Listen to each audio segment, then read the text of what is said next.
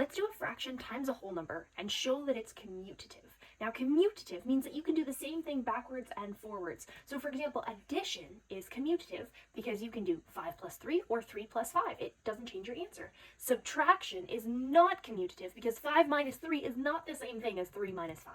Multiplication is always commutative, even when it comes to multiplying whole numbers times fractions. So, let's see. 5 times 2 over 3. Now, what we can do for multiplying a whole number times a fraction, you multiply the whole number times the top, and you leave the bottom alone. So 5 times 2 over 3. Okay, what's 5 times 2? 10 over 3. So this equals 10 over 3. Let's try it the other way. Let's try 2/3 times 5.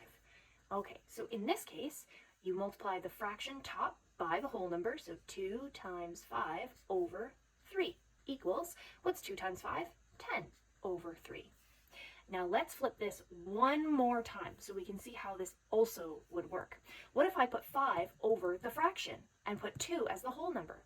2 times 5 over 3 equals, well, I would multiply my whole number times the top, so this would be 2 times 5 over 3, which is the same thing as the one above it, 10 over 3. And of course, if we wanted to flip it one more time, just like this one, we can do 5 over 3 times 2, and we would get the same thing, 5 times 2 over 3, which equals 10 over 3.